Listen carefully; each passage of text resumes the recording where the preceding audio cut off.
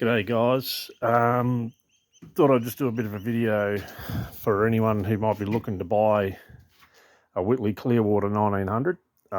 This is by no means a dig at Whittley or anything like that. I'm just putting a video up to show you guys what to look for. I bought mine new in 2007, so it's all, 15 years old now. It's been fished pretty hard. I do a lot of fishing. I fish out of southeast and South Australia, so less than ideal ramps, rough weather, shit seas a lot of the time. The hull itself, excellent. Well, you know what the old Savage Makos were like. They're a bloody good hull, so I can't complain about that whatsoever. As I said, it's been used hard. Probably hasn't been looked after as well as it probably could have been. So this is probably the best thing for you guys to look at, as to one that's probably, it's done a few laps around the block, so you know what to look for if you want to buy a new one. It's all pulled apart right now as it's about to go to the city to be completely rebuilt, new stringers, new floor. I'll show you sort of some of the things that have, sort of opened my eyes, or, the things I noticed first that started to go and how it's ended up now to where it needs doing. And as I said, this is not a dig at Whittley. I knew when I bought it, it wasn't a top of the range boat by any means. I've gotten 15 years out of it, so you got to be pretty happy with that before having to spend some money on it. All right, first thing I noticed that was going in this, and this happened from very early in the piece, is these headboards, or whatever you want to call them. They started cracking along the tops here, so I was constantly just gel coating over them or flow coating over them just to try and keep them in usable condition, both sides. So now after 15 years, they're pretty soft.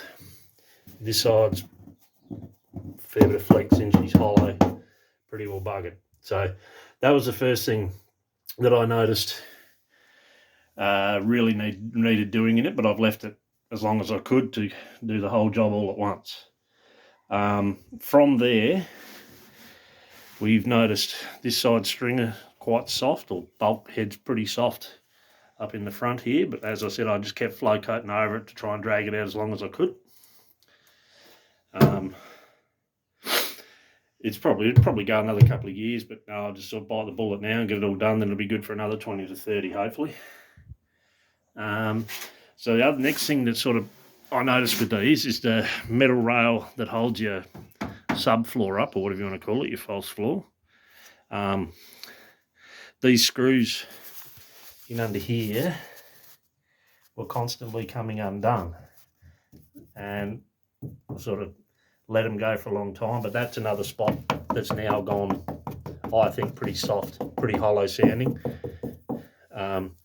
So that's another bit of a thing to look out for, guys, if you're buying a second-hand one of these.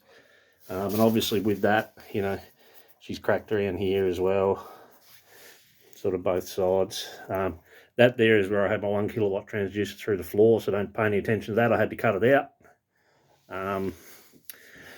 So next thing that's gone in it, or needs doing, is my side pockets, and you'll see on both sides how they've sort of started to delaminate. They were never really, they probably weren't the best quality, probably weren't done properly. All along the sides here, same side, same thing, all splitting, what have you, delaminating, whatever you want to call it. But you probably can't expect much more after 15 years of use, as I said. It's done a pretty good job over that time.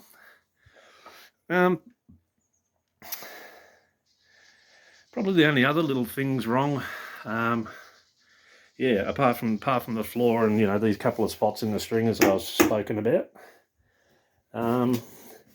there's not really a hell of a lot else that's gone wrong with it. Like, I've pulled the cushions out because I want to change that while I've got it all apart. These back cushions that are in most of them now obviously split in the corners, as they would after 15 years.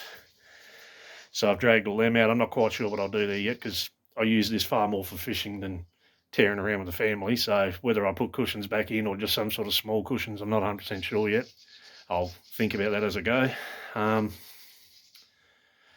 But yeah, other than that, it's been a really good boat. It's just, yeah, just these few small things, like I said. But you can't expect much more. Like back in 2007, I paid just under 50,000 for this all brand new, which wasn't a super expensive boat at the time. So I never had super high expectations, and I'm certainly not dirty on Whitley for how it's turned out. Like as I said, it's been used pretty hard. It's done a lot of fishing. So yeah, there's just a few things for you guys to. Oh, don't pay any attention to all that under the floor. I've never had the tank out before to clean underneath it, so that's sort of got to be expected. So yeah, as I said, definitely not a dig at Whitley. I think the boat itself has been an excellent boat. It's brilliant in a following sea. It's never broached on me once, and I've been out in some pretty horrendous stuff in it. Never broached. It doesn't pound real hard as long as you don't. Like you try and keep your weight forward. I've found if you run a front clear, it wants to hold its nose up too high, and it does make it bang. So I very rarely run around with a front clear in it. But yeah, other than that, she's done some miles. Plenty of gaff scrapes up the side from sharking and what have you, and it's, as I said, it's done a pretty good job over the years. So, like I said, by no means a dig at Whitley, just a few things for you guys to look at if you're looking at buying a second-hand one. All right, I don't know if this will be helpful for anyone, but I'll chuck it on there anyway. Thanks, guys. See ya.